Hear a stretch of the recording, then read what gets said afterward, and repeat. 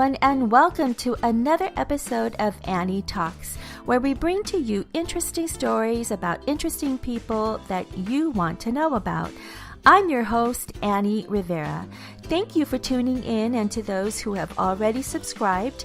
If you're new to the podcast, welcome, and I hope you enjoy what you hear. And if so, I personally invite you to subscribe. Annie Talks is brought to you by Luxwear Trends, affordable, luxurious timepieces for every occasion, luxury that lasts forever, and that's what sets us apart from others. Find us on Facebook and Instagram or visit luxweartrends.com. That's Luxe weartrends.com. For this Celebration Awareness series, we recognize the entire month of February as Black History Month, and we celebrate those who have paved the way and pioneered for African Americans who followed in their footsteps. On this episode, number 15 of Annie Talks, I had the privilege of speaking with Monikalynn Lehua Hawkins on what Black History Month means to her. I met Monika toward the end of 2017. To me, she is referred to as Kumu Hula, which is master teacher in the art of hula, the word kumu meaning source in Hawaiian. Monika is a strong, empowered biracial woman born to an African American father and a Hawaiian mother. She shares what Black History Month means to her, but also shares what it means to be Hawaiian. She talks about her experiences growing up in a biracial household, the stereotypes and stigmas she and her family faced on both sides of the spectrum, while identifying with the best of both worlds culturally. So here now is my conversation with Monikalynn Lehua Hawkins.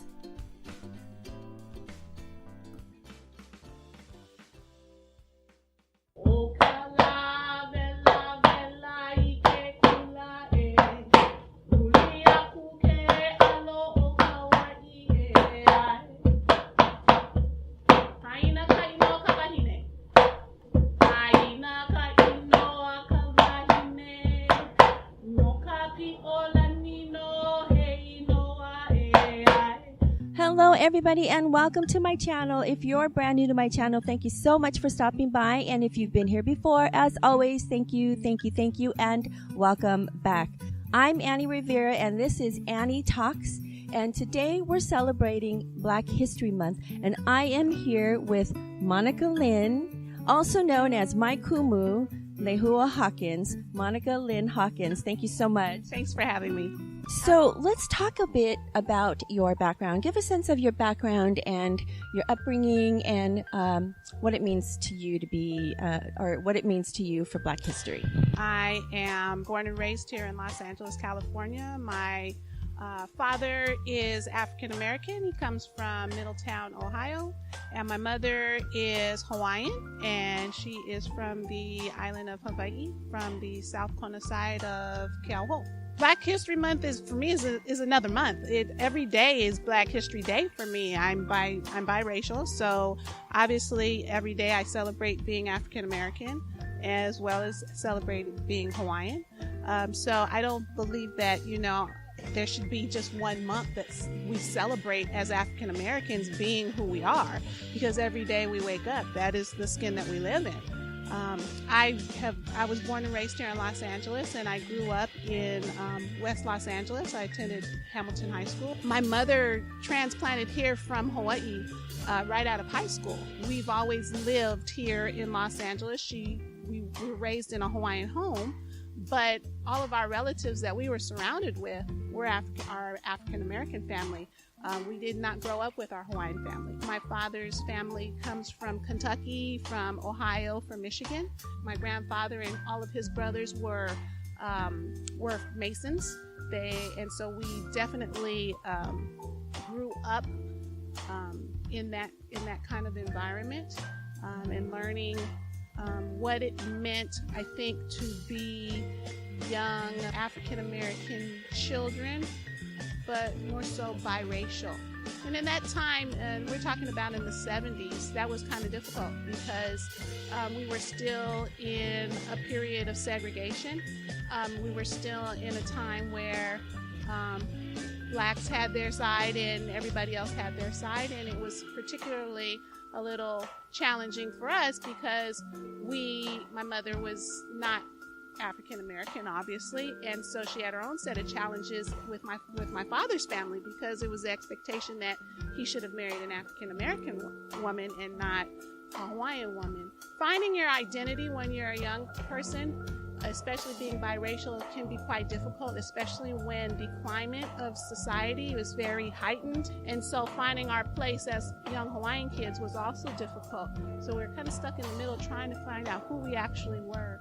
I was fortunate enough for my father to know and be very strong in his own identity, not as a black man, but as a man, period. But he recognized that there would be certain challenges for us. And coincidentally enough, he would tell us, it's very obvious on the outside that you're black. Everyone can see that you're black, but they don't know that you're Hawaiian. So you're always Hawaiian first. And at that time, whenever you would fill out an application, you fill out something, there was always a box. You were either white or you were black or you were other. And it was my father that told us to check other. Your father had an awareness, and he knew that segueing into your adulthood life, that there would be some challenges, and he prepared you for that. He did. My skin doesn't make me who I am. It's everything that's inside of me that's been that was given to me before I even was born. Tell us about some of your heroes. Who are some of your heroes that give meaning to Black History Month, or just everyday living for you? My heroes, again, because we as Black people, we suffer through a lot of social injustice, stereotypes.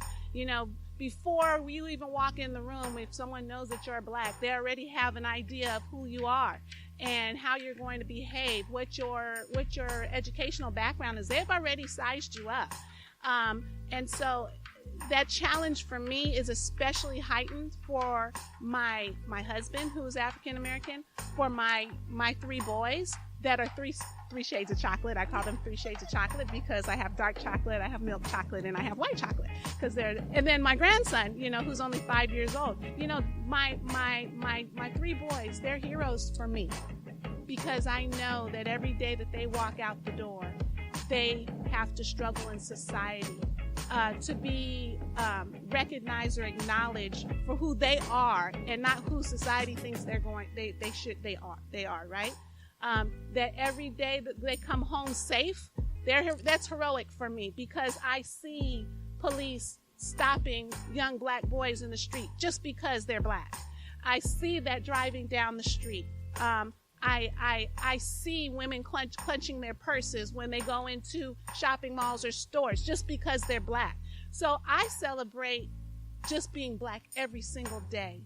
And every day that we demonstrate as Black people that we are not the color of our skin, that we are successful, beautiful, cultured people, and there's so much more to us than the stereotypes that have been presented, that are lived in society. That's something to celebrate.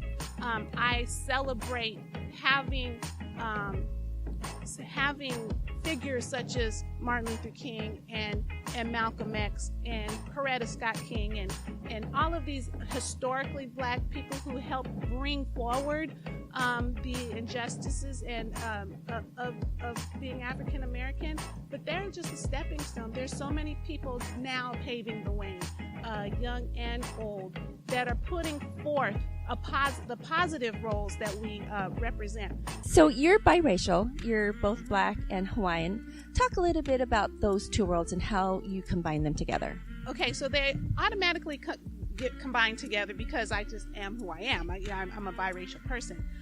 The worlds have come together in a manifestation as far as me being a hula person. When we were younger, my younger sister actually decided she wanted to learn hula. Remember I was telling you how we grew up in a Hawaiian home, so my mother, when we would get up in the morning and do our chores on the weekends, she would play Hawaiian music, and that's how we would we'd clean the house. We ate Hawaiian food. Everything that we did in our home was traditionally Hawaiian. It was the way that she kept clear to herself, but it also, again, remember I mentioned that my father would tell us, it's obvious that you're black. In everything in our surroundings, we're black.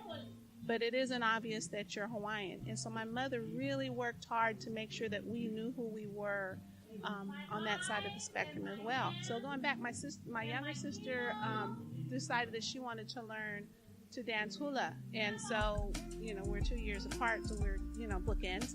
And so I decided just to tag along just to see what it was about. She went to her first class, and then the second class from there, I just started dancing. 35, 40 years later, I'm still dancing. She doesn't, but it became a way of life for me. So at first, it was just for entertainment and just to learn. But then when I got into my 20s, I decided that I wanted something more out of my hula. That I no longer wanted to present myself as a Hawaiian in the grass skirt and the coconut shells, because it was such a negative stereotype for me as a Hawaiian. If that's not who we are and who I wanted people to know I was and the people that I came from. And that's where my journey towards becoming a Kumu Hula started. Started from being groomed in a traditional hula school. And that's when I started really learning about my culture, about what being Hawaiian was. So let's talk about some of your professional or personal accomplishments. Well, professionally, I am a global payroll director of a technology company. And that's been a great experience, because when I started professionally many, many years ago in the payroll world, it was just a job, and I grew that into a career. I hold a bachelor's degree in human resources, and I hold a master's degree in organizational development, and I use those, that in my professional world. Personally, and it is kind of goes hand in hand, personal, professional. I am the Kumu Hula of Halau Hula Kalehua Maukele. I went through formal uniki under the auspices of Master Kumu Hula Me Kamamalu Klein in 2010 in Papa Kuku. I come from the Maiki line of hula, and anyone who is in hula knows who Auntie Maiki is. So I'm very, very proud to be able to say that I'm rooted in and in that hula lineage. And it also comes with a lot of responsibility to make sure that I'm always not just representing myself as a Kumu Hula, but also representing my Kumu, her Kumu, and all of those that came before them and paved the way for us to be able to celebrate being Hawaiian, to perpetuate our culture, to help be a part of the resurgence of a culture that was almost dead, and perpetuate that for further generations. For all the viewers and all the young men and women, African American and beyond, what message would you like to share with them? I don't think I'm unique in the fact that I'm biracial. I think I'm lucky. I really do. I believe that that I'm one of millions of biracial or multicultural people out there. I just happen to be given this platform to talk about me and my story, but it's not so unique.